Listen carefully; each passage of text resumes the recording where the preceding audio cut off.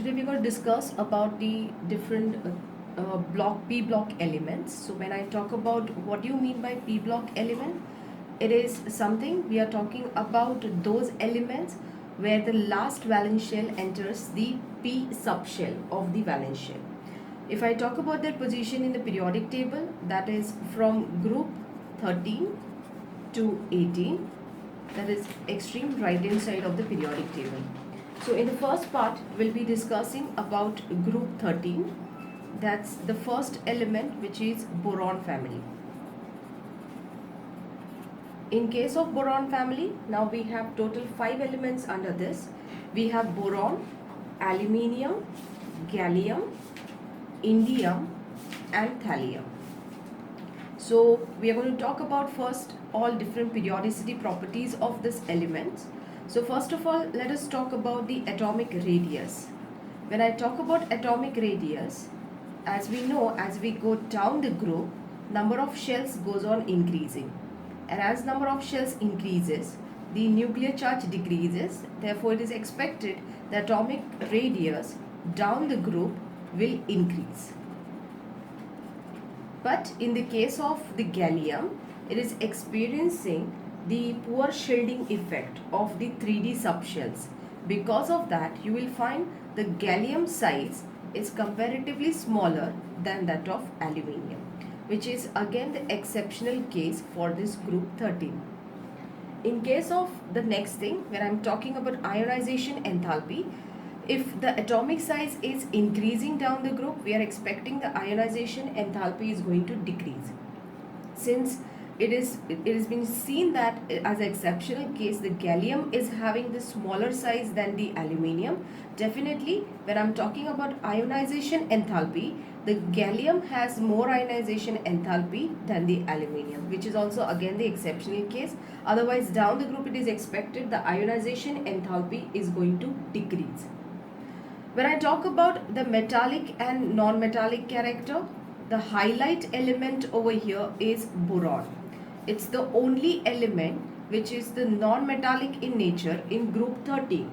Otherwise, you will find most of the elements like aluminium, indium, thallium, they are metals. Gallium is considered in the category also in the metalloids. So, in case of the boron, it's non-metallic in nature, having high melting point due to the existence of the boron as the covalent polymeric nature.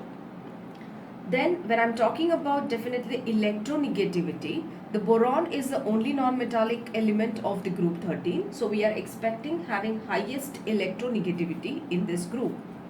When we talk about the chemical reactivity, it is very important to understand the oxidation state of the group 13. The general configuration of group 13 is NS2 NP1. That's the valence shell configuration of this group. So these NS electrons are the paired one and NP electrons are the unpaired. So in the ground state, we have one unpaired electron which they can share with the other elements. Hence, the common oxidation state, the ground state oxidation state for the group 13 is +1. But even in the excited state, they can excite one of the electron from the NS to NP. And since they can excite this electron, now in the excited state, they have 3 unpaired electrons with them. And since they have 3 unpaired electrons, if they share all these electrons in the bonding, they can acquire +3 oxidation state. Most of the elements of the group 13 you will find, they are more stable in the +3 oxidation state, except the element thallium. The reason for this, when I'm talking about the electronic configuration of thallium, it is involving some of the D and F electrons in the inner shell. And since they have D and F electrons in the inner shell, they give poor shielding effect. This poor shielding effect of the D and F electron causes the effect called as inert pair effect. In case of inert pair effect, the NS electrons are having strong attraction towards that particular nucleus, and because of this reason their excitation to NP requires higher energy, which is not possible under the chemical bonding condition. Hence for the thallium, the ns electron remains in the paired state, and that's why it will acquire +1 state more stable.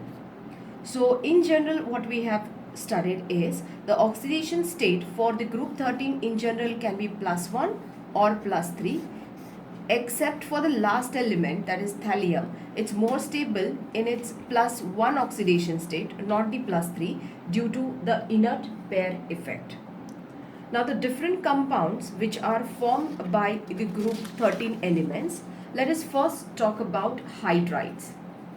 Now since the most common oxidation state of this group 13 is 3, so they form the elements, forms the hydride of general formula MH3. For example, boron. Boron forms the number of hydrides which are called as boranes. For example, BH3. But if I talk about this particular compound, boron contains 3 electrons in its outermost shell, which is sharing 3 electrons with the 3 hydrogen. So when I talk about the outermost shell of the boron, it's incomplete.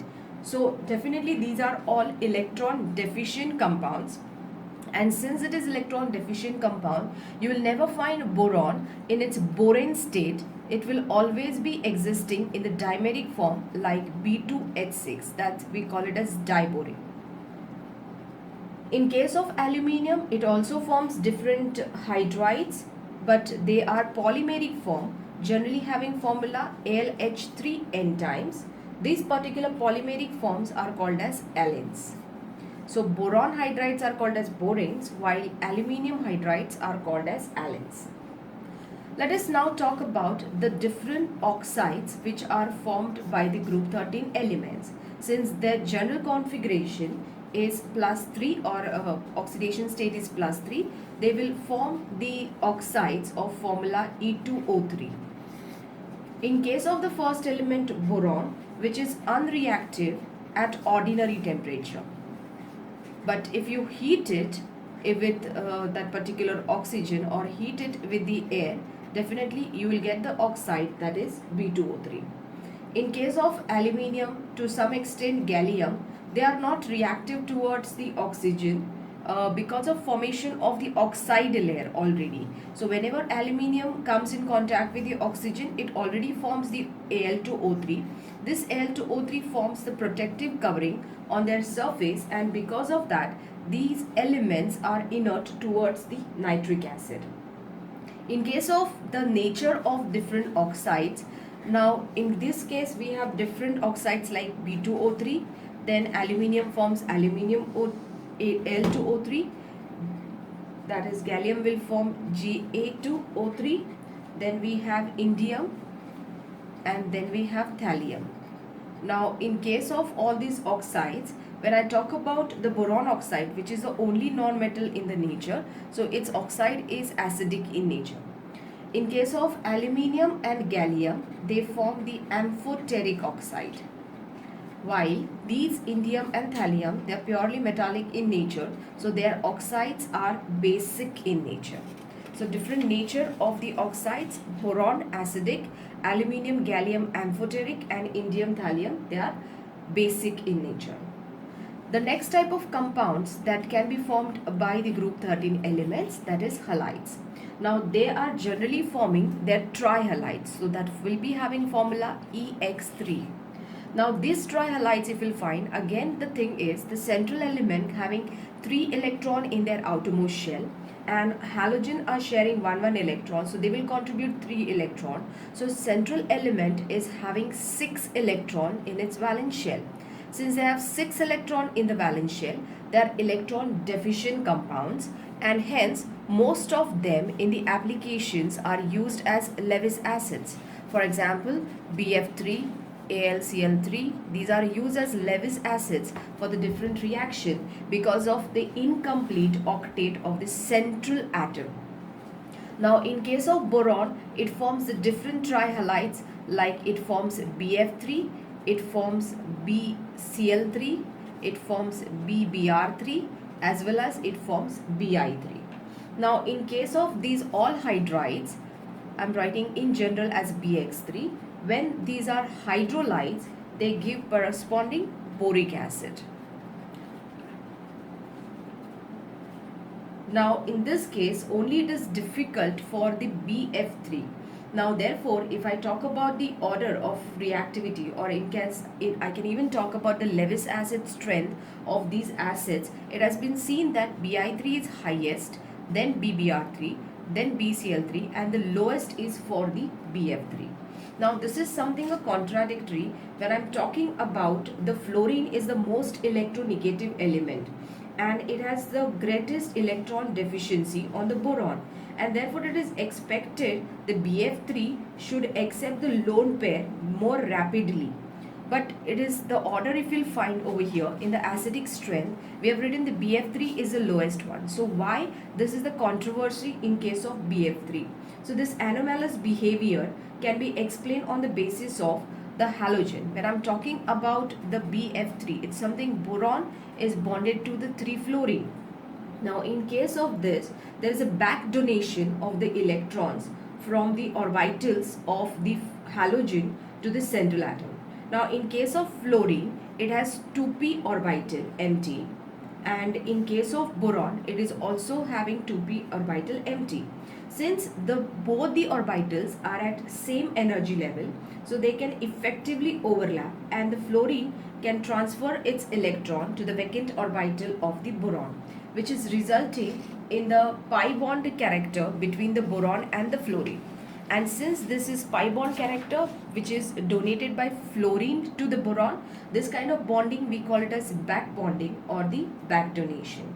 Because of this reason, as I said, the boron and the fluorine, they have a partial pi bond character which is making the BF3 comparatively stronger, and it won't be able to accept the electrons, that is lone pair of electron, easily. So this controversial behavior of BF3 is because of the back donation by the fluorine to the boron. Hence the BF3 is the weakest Lewis acid amongst them. Now in case of the aluminium also forms different halides. One of the important halide amongst them is AlCl3.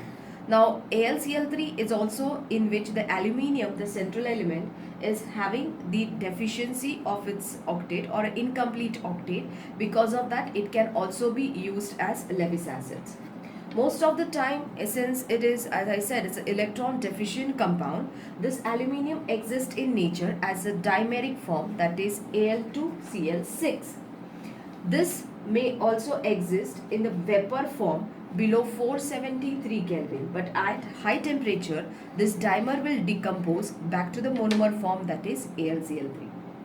So as we have discussed that group 13 elements all can form the trihalides, but in case of, if I'm talking about boron, aluminium, gallium, indium and thallium, all are that is behaving like Lewis acids, but Lewis acids character down the group goes on decreasing. So the best Lewis acid you will find amongst with the boron trihalides. The next important compound that we are going to discuss is diborane. As I have already discussed, borane is something the hydride of the boron, but since it is electron deficient compound, it exists in the nature as a dimeric form, that is B2H6. Now in this case, when I am talking about the boron, let us first talk about the electronic configuration of boron. Its atomic number is 5, so configuration is 1s2, 2s2, 2p1. Now here we have 2s paired electrons and 2p 1 unpaired electron. This is under ground state, but we are talking about the trivalent state of the boron, so therefore definitely the boron is reacting in its excited state. So one of the electron from the 2s will be excited to 2p, so that now boron have 3 unpaired electrons. Now out of these 3 unpaired electrons, the boron will undergo definitely the sp3 hybridization, so that boron can have 3 unpaired electrons along with the empty orbital. Now each boron, let's say, it's forming first of all 2 bonds with the hydrogen by sharing 1 electron here. So definitely out of the 3 unpaired electrons, 2 unpaired electrons are shared with the hydrogen. So this is another boron which is also sharing one electron with the hydrogen. So now in all, in this particular diborane compound, we have overall there are 4 bonds which are 2 center 2 electron. This is 2 center 2 electron. That means there are 2 centers, that is bond formed between boron and hydrogen, and how many electrons are shared? There are 2 electrons are shared. So such way we have 4 bonds in entire diborane structure. Now here each boron has 1 electron with it and 1 empty orbital that is shared between one more hydrogen. So now if I'll find over here, there is a kind of a bridge bond between the boron, hydrogen and the boron. Here hydrogen is sharing 1 electron. So it is something, one of the boron will share this electron but just by participating its empty orbital over here. So this is kind of a bridge bond where we have a 3 centers and 2 electron. So 3 center and the 2 electron bonds, we have such 2 bonds in the structure. We can also call them as banana bond, or we can call them as the bridge bonds in the structure. This is again the electron deficient compound and one of the good reducing agent. The next compound of the boron that we are going to discuss is the borax. When I talk about the borax, borax is Na2B4O7 with the decahydrate, that is 10 water molecule. It's one of the important compound in the inorganic analysis where we can use this compound for the detection of the colored basic radicals under the test called as the borax bead test. When I'm talking about the borax bead test, in the first part we take the platinum wire. We take the platinum wire for the reason we want the metal on which we have to heat this borax, and hence we don't want that metal to participate in the reaction. So one of the noble metal amongst the we have is gold and platinum. So we select the platinum wire for this. So first of all, when you heat this particular compound borax, that is Na2B4O7 10H2O, when you heat this on platinum wire, first it loses its 10 water molecule and it turns to Na2B4O7. Now this Na2B4O7 further on strong heating forms the sodium metaborate along with B2O3, which is forming a transparent bead on the platinum wire. We call this as borax bead. Now this kind of borax bead we can utilize for the detection of the different colored basic radicals. For example, if you are detecting the cobalt from, let's say, salt cobalt sulfate, the cobalt sulfate on heating with this particular borax bead will turn to its corresponding oxide. This oxide further on reaction with B2O3 will form its cobalt metaborate. This particular cobalt metaborate, that bead is blue in color. So the previous transparent bead of the borax, it's turning to the blue color. That is one of the confirmatory test of presence of the cobalt in particular salt. So like that we can have the different color metaborates. For example, copper generally forms dark blue color, and as we have already discussed that cobalt forms the light blue color. In case of chromium, if it is present in the salt, the bead color will be green. In case of nickel, the bead color can be brown color, and in case of manganese, the bead color can be pink, or you can consider as violet color. So this is one of the important tests for the detection of the colored metal radicals from the salt. The next important compound of the boron is boric acid. One of the important in application point of view, the formula of this is H3BO3.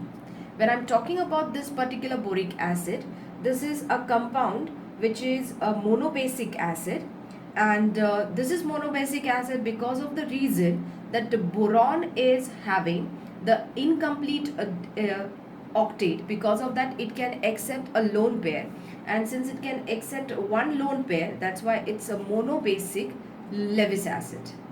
So according to the Lewis acid theory, this particular compound is acidic in nature. This particular compound, boron, is a planar in nature with the oxygen bonded to the particular boron in the trigonal planar fashion. So if you can talk about it, it is not the acid because of the donation of proton, it is the acid because of the incomplete octet of boron. Now this particular boric acid, on heating in the reaction part, it will first turn to the metaboric acid, that is HbO2. If we heat it further, this will form its tetraboric acid, that is H2B4O7, which finally loses water molecule so as to form boron oxide, that is B2O3. This particular boric acid is one of the good preservative. It's a mild antiseptic which can be used for the antiseptic lotions, especially if it is related to the eyes, and it can be also used in the preparation of glazes and the enamels in the pottery. Next important compound of the boron is the borazine, which is also called as inorganic benzene, which is B3N3H6. Now this compound can be prepared by taking diborane, that is B2H6, which is heated with the ammonia. Now it is something like this is electron deficient compound, so it is Lewis acid, and ammonia is electron rich compound, so it's Lewis base. This particular compound on heating at around 180 degrees Celsius will give you formation of B3N3H6 along with the liberation of hydrogen gas. So this is inorganic benzene because this is something, the structure which is almost similar to the benzene ring, only the thing that all the carbon atoms being replaced by the boron and the nitrogen. So this is a compound.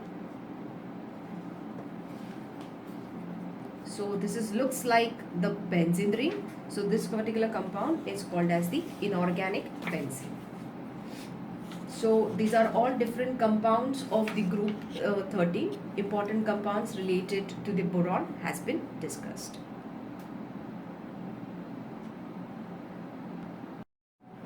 In this session, we are going to talk about the next group, that is group 14, that's a carbon family.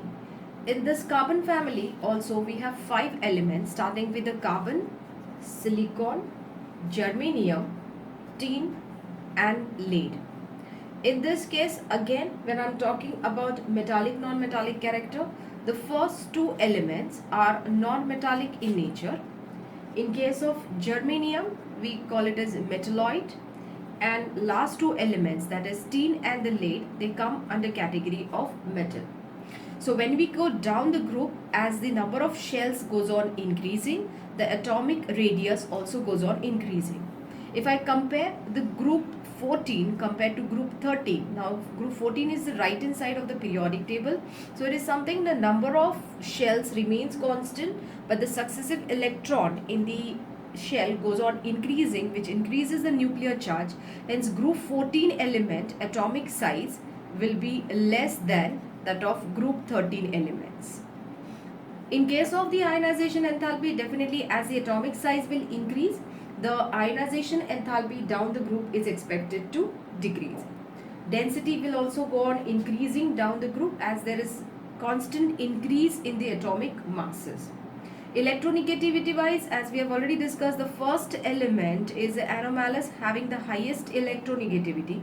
That's a pure non-metal of the group 14 elements. Now when I'm talking about the oxidation state, let us talk about again the general configuration of this group. The general configuration of this group is Ns2Np2. So we have 2 electron in Ns and 2 electron in Np. So in the ground state, we can see they have 2 unpaired electrons, and if they share this in the bonding, they can acquire +2 oxidation state. But one of the excited state possible for them, in which the one of the electron from the Ns will be excited to Np. So now they can share 4 electrons and they can acquire +4 oxidation state. So in the group, we can talk about that +2 and +4. These are the 2 different oxidation state possible. But as you go down the group, the +2 stability goes on increasing and +4 goes on decreasing. As we have already discussed, the last element of this particular group is always having D and F electron in the inner shell. That gives a poor shielding effect and that causes the inert pair effect. So for lead, the NS electron excitation to NP is very difficult because of the inert pair effect. Hence, PB will be more stable in its +2 oxidation state rather than +4 oxidation state. One of the important property of this group is catenation. When we talk about the catenation, is the tendency of formation of long or open chain compounds by the combination of the same atom themselves. This catenation property, to the maximum extent, it's possible for the element carbon, and this makes the carbon more versatile. Many different compounds related to the carbon in the nature are available, and this is possible is because of the high bond energy of the catenation of the carbon. Apart from the single bond formation, the carbon also have tendency to form the double bond as well as the triple bond. Because of the pp overlap for the carbon is easily possible. So in the group, catenation highest extent is possible for the carbon, but as we go down the group, the catenation property goes on decreasing.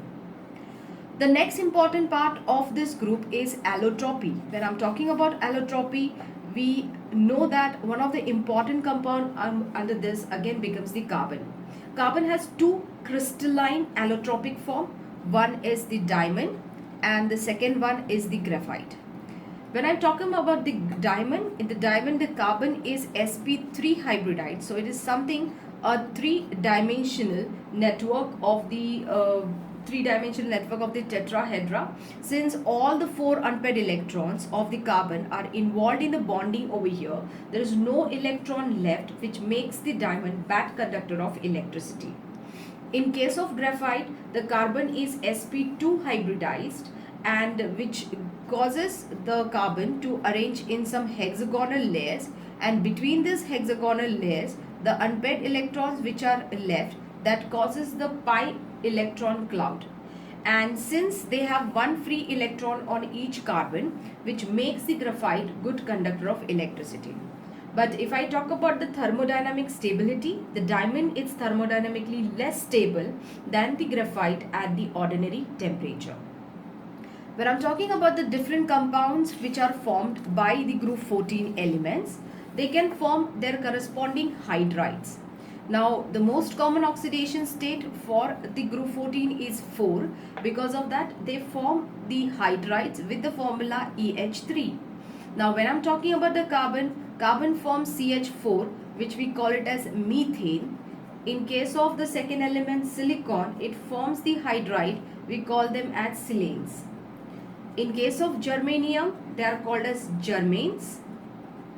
In case of tin, it is called as tannin. And finally, in case of lead, it forms the hydrides called as plumbane. When I'm talking about this hydride property, the one of the unstable hydride amongst them is a plumbane. So we can also call it as it is one of the good reducing agent because it breaks down faster so as to give the hydrogen for the reduction. Next compound we can discuss with the group 14 is the oxides. Now group 14, since it has two different oxidation state, that is +2 and +4 oxidation state, because of this reason group 14 element can form two oxides, that can be monoxide or that can be dioxide. So in case of carbon can form carbon monoxide, silicon oxide possible, germanium oxide, tin oxide and lead oxide, while they can also form their corresponding dioxides.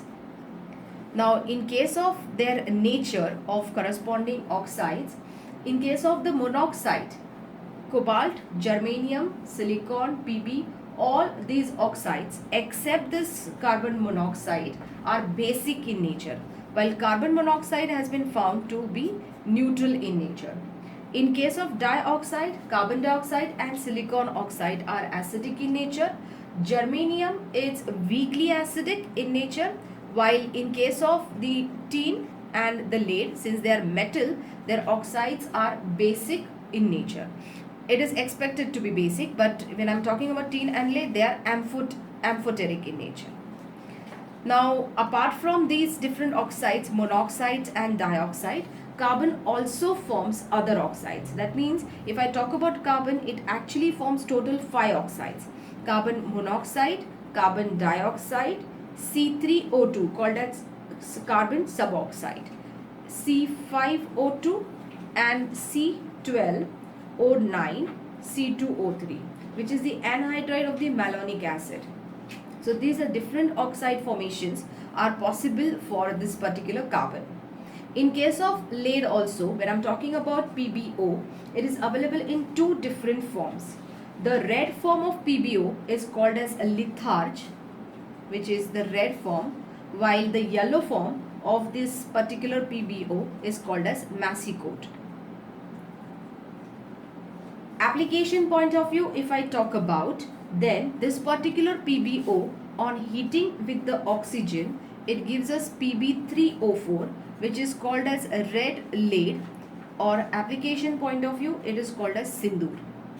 So sindoor, it's Pb3O4, which is obtained by heating the red lead with the oxygen, or yellow, this particular red lead with the oxygen on heating at around 470 degrees Celsius, it's giving formation of the red lead. Now the next important compound of the group 14 is their corresponding halides. Now since we know that they have 2 different valencies, they can form their dihalides or they can form their tetrahalides. But if I talk about down the group, in case of the group 14, the tetrahalide tendency goes on decreasing, but the dihalide tendency goes on increasing. As we have already discussed that dihalides are more stable for the Pb rather than +4 due to their inert pair effect. Now in case of tetrahalides, they are tetrahedral in nature. Like as we know, the carbon is sp3 hybridized, it gives the tetrahedral forms, and that's why for the other halides also the tetrahalides formation are possible. In case of lead, PbBr4 or PbI4 do not exist. The reason for this is, as we know that Pb+4 is unstable. It is one of the good strong oxidizing agent. But when I talk about Br minus or when I talk about I minus, they are strong reducing agents. So it is very difficult Pb+4 and I minus to combine, because they are good reducing agent. They will reduce Pb+4 immediately to Pb+2, and hence PbBr4 and the PbI4 does not exist. Next, in case of the different compounds, important compounds of the silicon, we're going to talk about first the different silicates. Now when I talk about the silicates, they are the metal derivatives of the silicic acid. They have a basic structure in which the silicon is present in the center, surrounded by 4 oxygen tetrahedrally, having each a minus charge. So it is something we have SiO4 4 minus anion. Now this SiO4 4 minus anions are in tetrahedral shape and can be arranged in the different form. Depending on that, we have a different classification of the silicates. We can have a discrete SiO4 anion where we don't have any common ions, or they are not linked structure. For example, orthosilicates, they have a discrete SiO4 anions. If we can have the 2 discrete SiO4 anions attached to each other in this, they have a common 1 oxygen with them. This particular structure we call this as Iceland structure. So pyrosilicates exist in this form. So this is orthosilicate while this is pyrosilicate. In this case, we can also have this particular discrete SiO4 linkage in the ring form like this. This ring form, if you can see, between the 2 silicates, we have 2 common oxygen atoms. So beryl structure will be existing like this. We can also have the silicates ion to be arranged in a chain form, either in the ring form or the chain form. This particular chain form, if you continue further in the 2-dimensional region, we can have a 2-dimensional sheet of structure of the silicates, or we can have also further the 3-dimensional network of the silicates. So silicates are one of the important compound, because in the most of the compound like related to the silicon in the nature, as we know that silicon is the second most abundant element in the nature. So for that, most of the compounds of the silicon are existing in the silicates form. Now, the next important compound of the silicon is silica. It's SiO2. Silica is available in nature in the different forms such as sand, quartz, flames. This is a three-dimensional network structure in which the silicon is bonded to the 4 oxygen, but each oxygen is bonded to only 2 silicon. So it is each oxygen shared by 2 silicon, but the silicon is sharing 4 oxygen with it. This is one of the important compound. As I said, we can use it to prepare the glass. The starting material for preparation of glass is fusing of silica with a different alkali oxide. Another important application wise compound of the silicon is silicone material. The silicone material is a polymeric form of the orthosilicon, organosilicon compounds. Now in this case, first of all, the starting material for this is a dialkyl silicon silane, or you can say dialkyl dichlorosilanes. This on hydrolysis, when I'm talking about this particular structure, it is something Ri, silicon is attached to 2 alkyl group along with the 2 chlorine. If you carry out the hydrolysis of this particular silicon will turn to its hydroxide. And if you do the further polymerization of this, you will get the SiRO linkage like this. This polymeric form of this particular silicon, they are called as silicone material. Silicone materials are the water repellent, quite inert chemically. They can resist oxidation, thermal decomposition, and most of the time they are used for making the utensils for the microwave and the ovens. So one of the application wise, the important compound. In case of next important compound of the silicon is nothing but the silica gel. Silica gel is the compound which is used mostly for the chromatography purpose. For the separation or the purification of the organic compounds, we can use the silica gel. Now, when I'm talking about the mineral acids such as HCl, if it is added to the silicates, that is Na2SiO3, you get formation of NaCl. Along with there is a gelatinous white precipitate of silica, which is the hydrous form or hydrated silica. This hydrated white precipitate thus obtained, which can be heated further so as to lose water molecule, and when it loses its water content, we call that particular compound as silica gel, which has an excellent adsorption property, and because of this reason we can use it as adsorbent in the chromatography. Apart from the adsorption, it is also having good absorption property due to its porous nature, so we can also use this for absorbing moisture from the reaction. Hydrides, the silicon forms the different hydrides. These all hydrides called as silanes. Silicon can form different hydrides like SiH4, which is called as silane, Si2H6 disilane, Si3H8, which is trisilane, and Si4H10, that is tetrasilane. Or these silanes are poisonous in nature and they are less stable than the corresponding alkenes. If I talk about the hydrides of the carbon and if I talk about hydrides of the silicon, the carbon hydrides are more stable in nature. Another important compound that we can form from the silicon is nothing but the glass material. Now, glass is something, the fused form of the SiO2 at very high temperature. It's the amorphous transparent solid. We can make different glass materials depending on the content which you add apart from the silica. Now, here I would like to discuss about one of the important application, that is etching of the glass, where we can print or we can write something with the golden golden colors on the glass. Now what it's generally done is the glass which is to be etched, it's generally coated with the wax first. So there is wax coating, we give it over here, and then we can put a design with the needle whichever we want. That means when I'm having a coating of wax, Now only this design is having exposure directly to the glass. Now this, after putting a design, this particular material is allowed to react with HF. So silica reacts with the HF, it is gets exposed to the HF, and in this particular thing, it as it reacts, the markings are created over here. After you remove that particular wax, you'll get to see the design which you have made with this particular reaction. Then another compound which is important of the silicon is silicon carbide, which is called as carborundum. The pure carborundum are colorless, but the commercial samples may be yellow, green or blue in color. They are chemically inert, resist the attack of the almost reagents except the fused caustic soda. And the structure of the silicon carbide is similar to that of the diamond. So if I talk about after diamond, one of the hardest compound of the group 14 family is the silicon carbide, which is carborundum.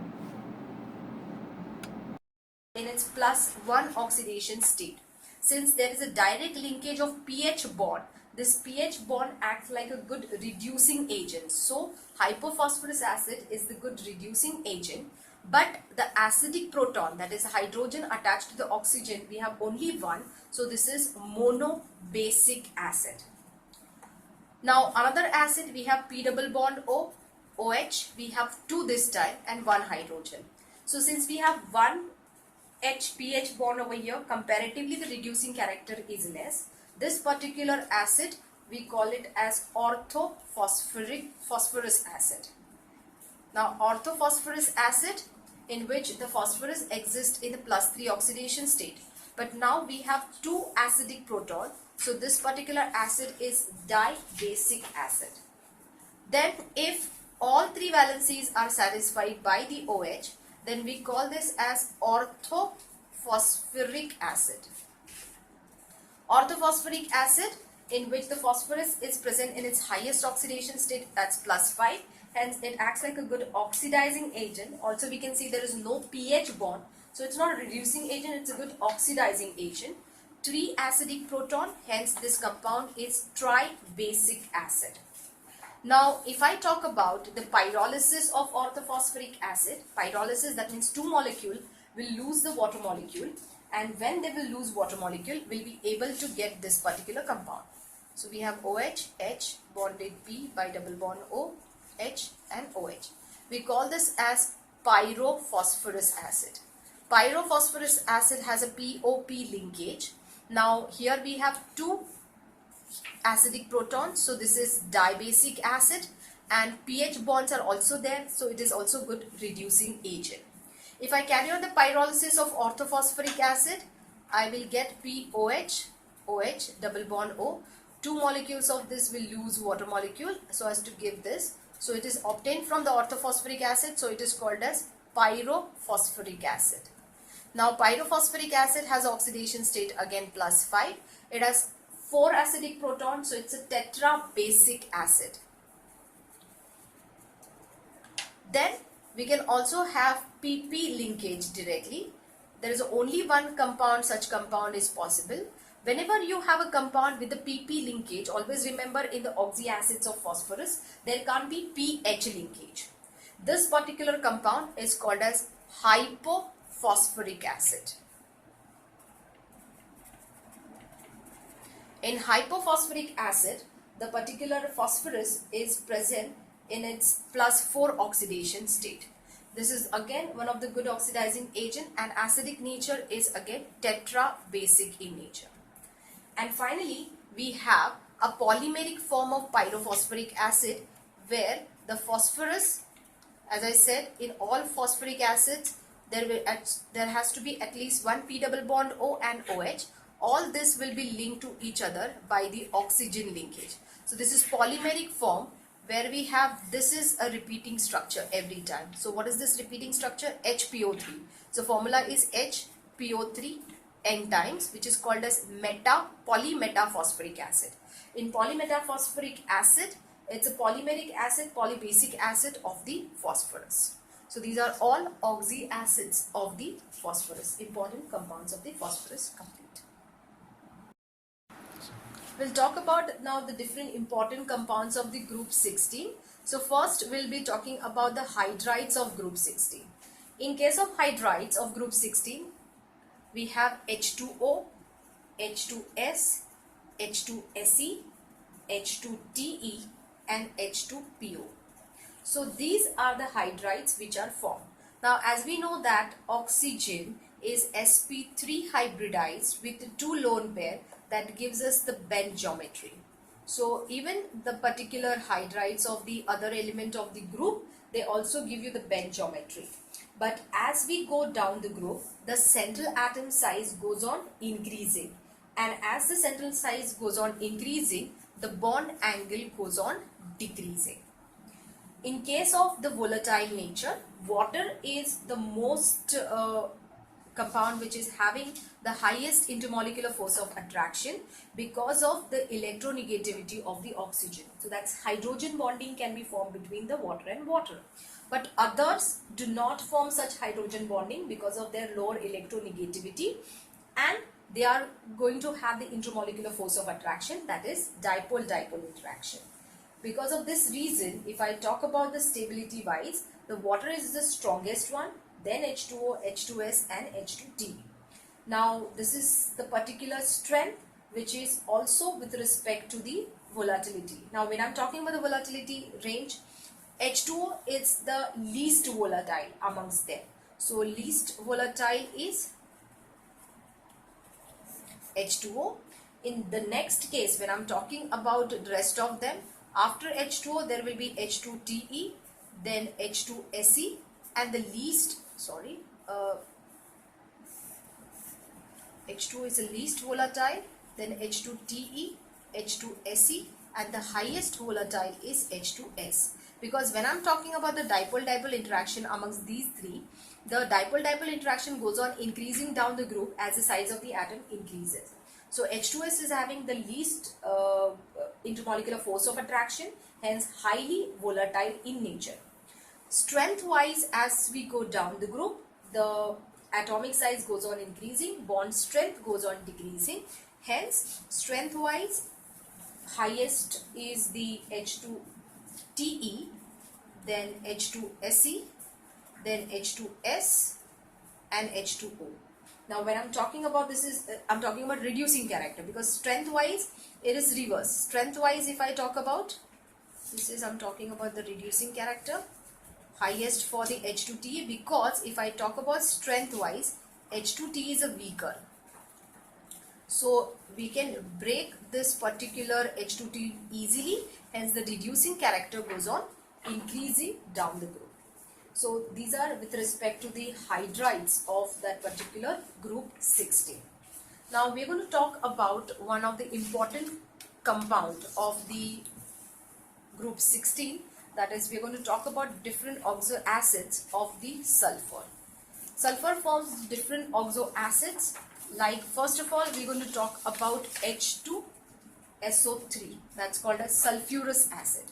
Sulfurous acid is SOH, OH, double bond O, where now sulfur carries only one lone pair. This is the category which is called a sulfurous acid group. In sulfurous acid group, we have H2SO3, which is sulfurous acid, in which the sulfur is present in its +4 oxidation state. We have a different groups related to that. If we replace the oxygen by the sulfur, we call this as thiosulfurous acid, which is again a derivative of the sulfurous acid only. We can have a pyrosulfurous acid. We can have two molecules of this when it will lose water molecule amongst them.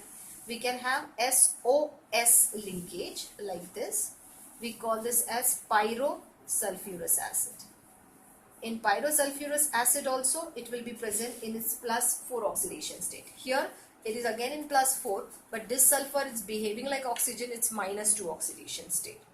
Then we have SS direct linkage. In SS direct linkage we call this as dithionous acid. So this is very important point of view. This is H2S2O4, which is having direct SS linkage, and in direct SS linkage the oxidation state of sulfur is +3. We have another group of oxo acids, which is sulfuric acid group. Now when I'm talking about sulfuric acid group, we have first compound H2SO4, SOH, SOH, double bond O, double bond O. Sulfuric acid, where it has the highest oxidation state of +6. We can also make a derivative of this, so that will be one of the double bond O will be replaced by double bond S. Like we have written, this is as thiosulfurous acid, this will be thiosulfuric acid. Then we can also have a pyro acid of the sulfuric acid, where we have SOS linkage. So this is pyrosulfuric acid. Another category amongst them is the peroxysulfuric acid property. Now when I'm talking about the peroxysulfuric acid, first compound is H2SO5. So this is OH, S, O, OH, double bond O, double bond O. So it is something, one of the oxygen is extra added in the peroxy form. So it is H2SO5. This is also called as Carose acid. Carose acid is the peroxy monosulfuric acid, in which the sulfur has +6 oxidation state, because 2 of the oxygen from there, this has -1 oxidation state because of its peroxide linkage. Also we can have a dimeric form of this. So it is OH, S double bond O. I'm drawing O over here. So this is O, O, double bond O, OH. So this is OH, S double bond O, O, O, S double bond O, OH. This is also having peroxy linkage, but this is disulfuric acid. So it's called as peroxy disulfuric acid, which is called as Marshall's acid. In Marshall's acid also, sulfur is present in its +6 oxidation state, because again we have a peroxy oxygen which is having oxidation state of -1. So till now we have discussed 3 categories: sulfurous acid group, sulfuric acid group, and peroxysulfuric acid group. The 4th category of the oxy acids is sulfoxylic acids. In sulfoxylic acid group we have only one acid, that is sulfoxylic acid, S bonded to 2OH. So it is H2SO2, in which the sulfur is present in its lowest oxidation state, that will be +2. Last category is dithionic acid group. Dithionic acid is a derivative of sulfuric acid. Again we have SS linkage over here. This particular dithionic acid, in which the sulfur is present in its +5 oxidation state. So overall in the different oxo acids, if you'll find, we have a 2 sulfuric acid derivatives which are having SS linkage. One is dithionic acid having SS linkage, formula is H2S2O6, and the second one is the thionous acid, that is H2S2O4, having +3 oxidation state. Now we're going to discuss one of the important oxy acids over here, that's the sulfuric acid H2SO4. This can be commercially prepared by the process called as a contact process. In contact process, first of all, we prepare the sulfur dioxide by heating the sulfur with the oxygen, or this can be also generated during the roasting process of different ores. For example, if you have iron sulfide, during its roasting we get Fe2O3 with the liberation of sulfur dioxide. So we can have, or we can prepare the compounds like this. We are interested in generation of sulfur dioxide. That's your step number 1. In step number 2, we convert this sulfur dioxide to further oxidation to sulfur trioxide. Since the reaction is reversible in nature, this has to be catalyzed by using catalysts like V2O5, vanadium pentoxide. It is preferred over the platinum because it's more cheaper and it is not easily poisoned with the impurities like arsenic. Hence, we are using V2O5 as a catalyst over here. This particular sulfur trioxide, which is octane, you can directly dissolve in water so as to get H2SO4. But the problem is, as you dissolve this SO3 in water, it creates lots of exothermicity, and that creates a fog on the surface of water and makes that SO3 dissolution in water very difficult. Hence, first of all, this particular SO3 is allowed to dissolve in H2SO4 so as to get oleum, that is H2S2O7, also called as fuming sulfuric acid. This is further hydrolyzed so as to get the formation of H2SO4. So this is the contact process which is preferred over all of the processes available for the sulfuric acid because of the great purity of the sulfuric acid, which is octane. Sulfuric acid is also one of the good oxidizing agents. So one of the role we can use the sulfuric acid is as an oxidizing agent. So if you oxidize carbon with the sulfuric acid, you get carbon dioxide. Sulfur will be oxidized to SO2. Phosphorus will be oxidized to H3PO4. Then iodine will be oxidized to HiO3. So these are the different oxidized products which are possible.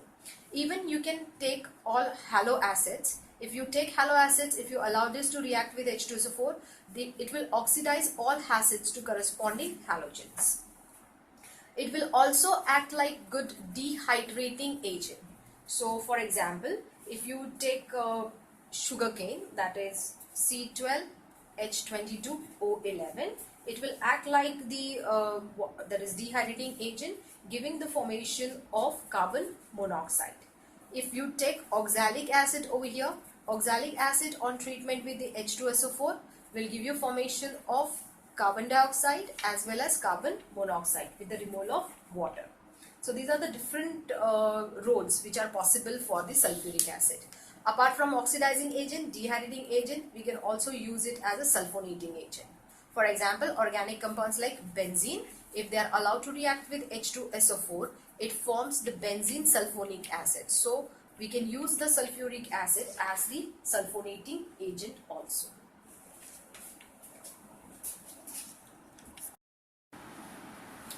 Now we're going to talk about the group 17 family, that's the fluorine family. We have here 5 elements again: fluorine, chlorine, bromine, iodine and acetine. Now in case of the fluorine family, this is also called as the halogen family. The meaning of halo is salt. So salt generating family, because most of the elements of this group are non-metallic in nature, and when they are allowed to react with the metals, they form the salt. For example, if you allow sodium to react with chlorine, we get the formation of the NaCl. In this case, astatine is not counted as the halogen because it's a metalloid in nature, and it won't form the salt on reaction with the metals. Hence, when I'm talking about the halogen, we have only 4 elements in this group. Atomic and ionic radii, with respect to that, down the group goes on increasing. Compared to the previous group, group 17 are the smallest. Ionization energy goes on increasing down the group goes on decreasing down the group due to increase in the atomic size. Electronegativity, group 17 element, they are the most electronegative elements in the periodic table in their respective periods. So now in this case, when I'm talking about the fluorine, is the most electronegative element of this group, and it's the first electronegative element of the entire periodic table. Electron affinity wise, that's electron gain enthalpy, down the group goes on decreasing. However, electron affinity of that of fluorine has been found to be less than that of chlorine. So order is something different between the chlorine and the fluorine. This is because of the fluorine has a small size, as a result of which the inter-electronic repulsion which is present in its 2p orbitals are comparatively larger, and making it difficult to gain that particular electron. Reactivity wise, let us talk about the oxidation state of this group. In the ground state, the element has the configuration Ns2Np5. In this particular configuration, in the ground state, these elements contains one unpaired electron, and if they can share it for the bonding, they can acquire +1 oxidation state. Since they have 3 lone pairs over here, we can have 3 different excited state. In the first excited state, one of the electron from the NP will be excited to ND orbitals. So now they have 3 unpaired electrons, they can acquire +3 oxidation state. In the second excited state, they can also excite one of the electron from the NP to the ND to have +5 oxidation, +5 oxidation state. And in third excited state, one of the electron from the NS also will be excited to ND, so it can have +7 oxidation state. The respective hybridization, when I'm talking about the ground state of these elements, they can have sp3 hybridization with the 3 lone pair, so geometry becomes linear. In case of the +3 oxidation state, they have sp3d hybridization with the 2 lone pair, so geometry becomes T-shaped. In case of the +5, they have sp3d2 with 1 lone pair, so geometry becomes square pyramidal. And in the last case, we have sp3d3, which is pentagonal bipyramidal. Now, in case of the elements like fluorine, it cannot exhibit any of this positive oxidation state because the fluorine is the smallest, having highest ionization enthalpy, and the most electronegative element of the periodic table, has no tendency to donate electron. Hence, it will acquire only one oxidation state, that's a negative oxidation state of this group.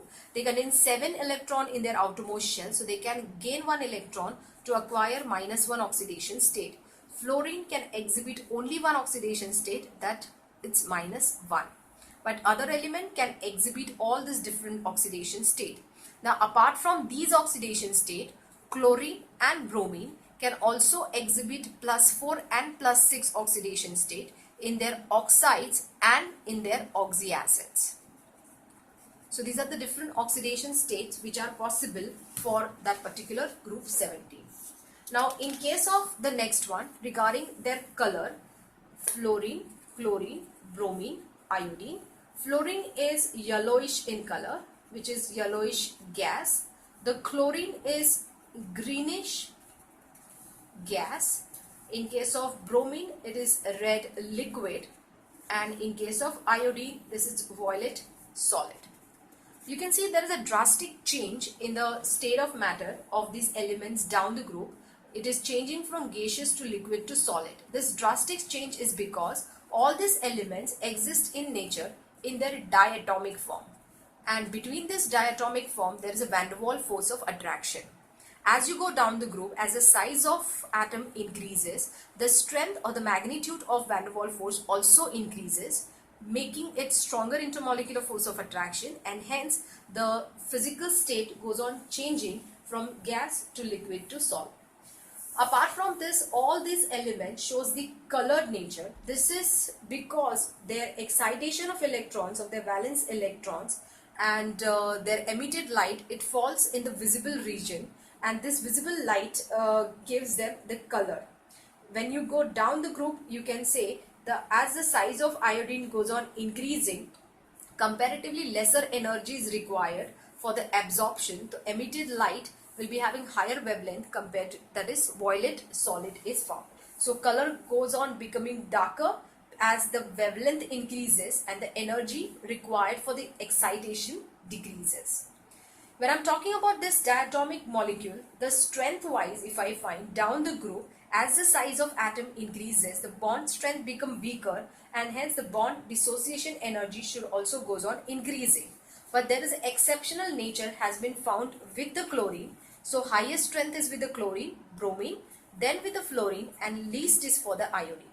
This particular anomalous behavior of fluorine is because of that the inter-electronic repulsion, because of fluorine is already smaller in size, and these electronic repulsion makes the dissociation of the fluorine comparatively easy. The oxidizing part of this particular agent, all halogens act like good oxidizing agent because they have a strong tendency to attract electrons and have a positive value of the electrode potential. So the best oxidizing amongst them is a fluorine, then chlorine, then bromine, and the least one is iodine. Fluorine is the strongest oxidizing agent and it can oxidize all other halogens from their corresponding salt. So if you take fluorine and if you take other halogen salt, this can be chlorine, bromine or iodine, fluorine will displace them from their salt. Fluorine itself will become F minus and they will displace, all the other halogens will be liberated. Similarly, chlorine can displace bromine and iodine. Bromine can displace iodine, but iodine cannot displace any other halogen. It's the weakest oxidizing agent in this case. Now, in case of the heat of hybridization of this particular halide ions, that is decreases as the size of atom increases. So this order has been also followed for the heat of hydration.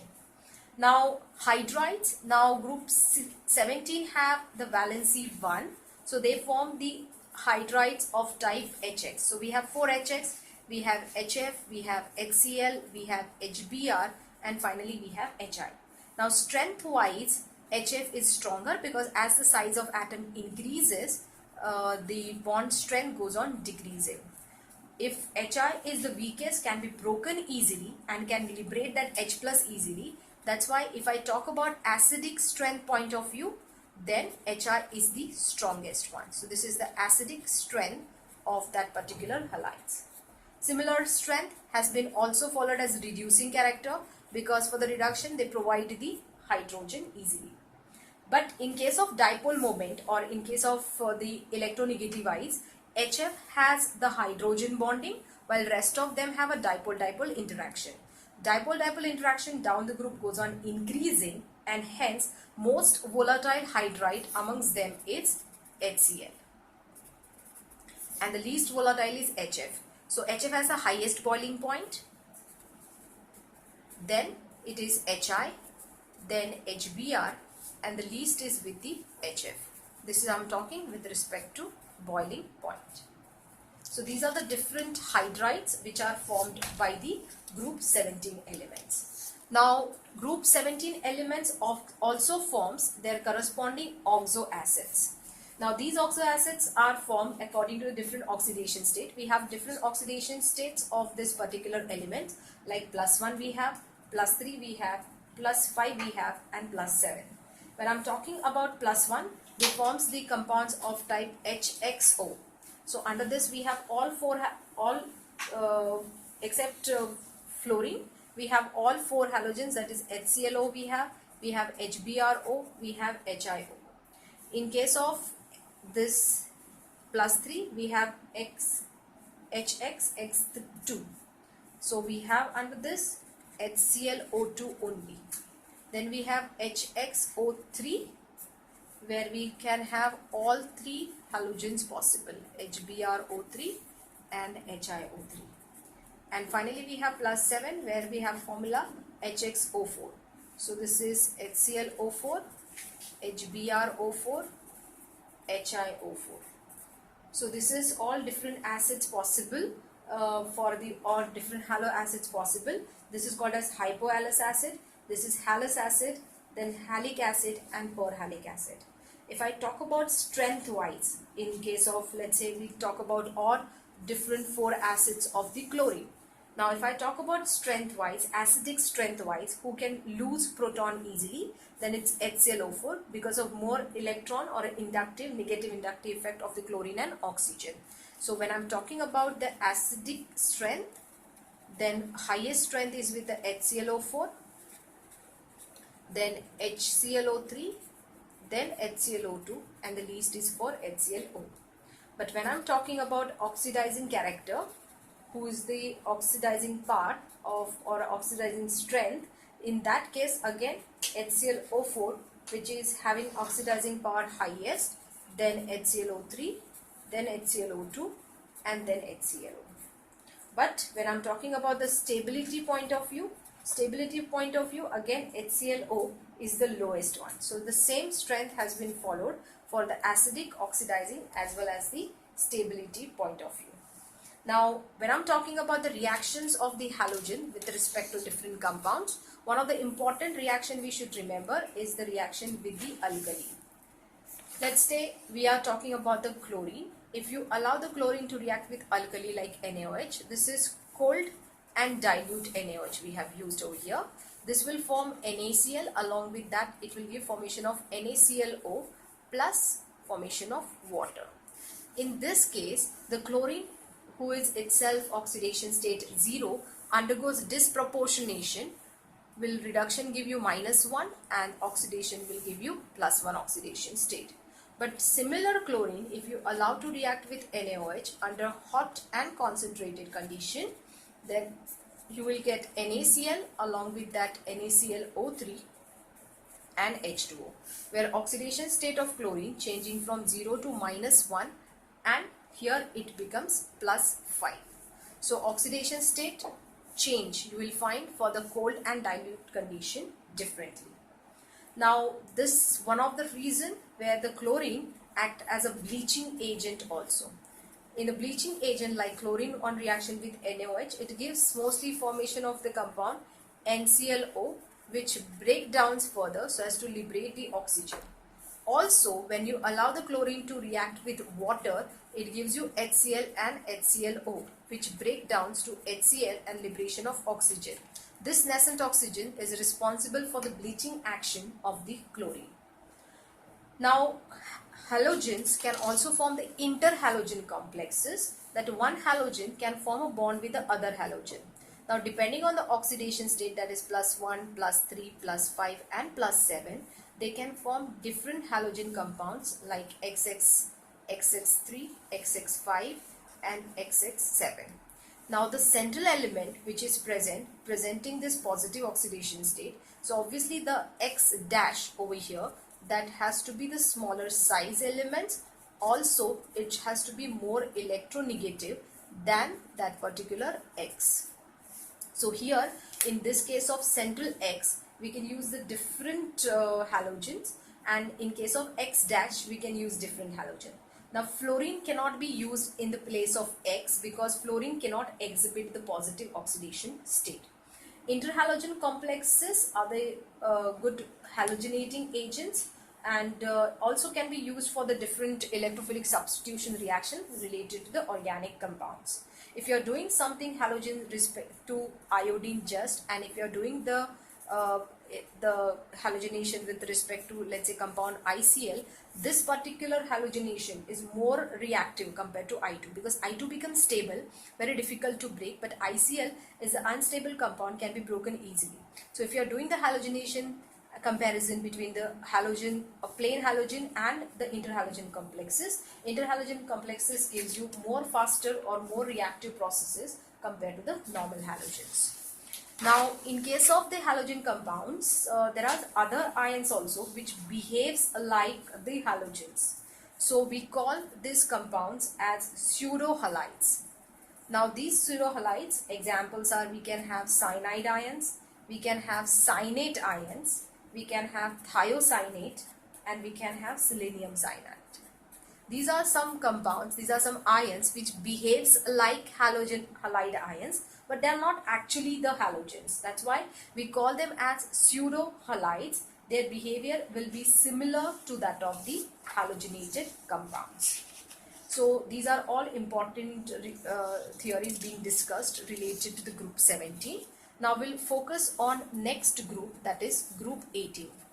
Group 18 family is nothing but helium family, you can say, or we can call them as noble gases, as they are the inert gases having the stable electronic configuration.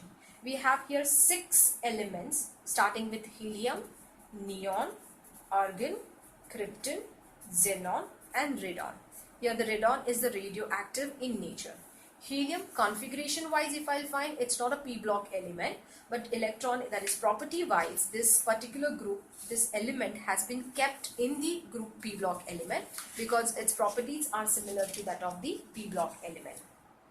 Now in case of halogens, if I compare their atomic size compared to the group 17, compared to group 17, group 18 elements are larger with respect to the atomic size. This is the reason because when they are completely filled shells, they are experiencing the strong screening effect, and that screening effect make their sizes larger than the group 17 elements. Also, if I talk about ionization enthalpy of group 18 is the highest in the respective periods because of their stable electronic configuration. But ionization enthalpy down the group will go on decreasing. These elements are having the positive electron gain enthalpy because it is not possible for this element to gain electron, but if they gain a certain electron, definitely they have to increase a shell, and to increase a shell, the electron gain enthalpy, usually which is negative for the different element, becomes positive for the noble gases. These noble gases down the group density goes on increasing, and hence this helps in their liquefaction property. In liquefaction property, if I talk about it, intermolecular force of attraction has to be higher if you have to convert gas into the liquid. As you go down the group, these are all the gaseous molecules, non-polar molecules having van der Waals force. The strength of the van der Waals force also goes on increasing. Because of that, the liquefaction tendency will also go on increasing. These noble gases exist in nature in the monoatomic form, which is being calculated according to their this particular Cp by Cv value. This Cp by Cp value for these gases has been found to be 1.66, which is indicating these all gases are monoatomic in nature. Now, in case of noble gases, they are soluble in water, but solubility down the group goes on increasing. They were only known for forming their clathrate complexes. When I'm talking about what are the clathrate complexes, there are some macromolecules, like for example, like crown ethers. They are having cavity inside them. So in this cavity, these noble gases can be trapped. So noble gases were only known for trapping them in some cavities of the crystal lattices of the certain organic and inorganic compounds. There was no reactivity was found for the noble gases unless and until the first reaction, which was discovered by the Bartlett, where he made the complex of the platinum, which is xenon platinum complex with the xenon. He did this reaction just because the ionization enthalpy of the xenon was almost similar to that of oxygen. So he thought, if this reaction can be given by the oxygen, why not with the xenon? So he formed the first ever compound of the xenon with this particular complex. And the reason for this has been given only such that xenon is having similar ionization enthalpy with that of oxygen. After that, a variety of compounds of the xenon has been synthesized, including different halides like dihalides, tetrahalides, then hexahalides. In this, you will find most of the halides have been found with the fluorine, because fluorine is the most electronegative element, making that xenon stable in its higher oxidation state. Apart from this, some oxides of the xenon, XeO3, then XeO4, XeOF2, that is oxo difluoride, then oxo tetrafluoride, then xenon dioxo difluorides have been all synthesized. These are the different halogenated compounds have been formed, but little bit or less reactivity with the other halogens have been found. The xenon is the most different magical element has been found, and the many compounds of the xenon has been formed with this. So this was something, a theory with related to the group 18 elements.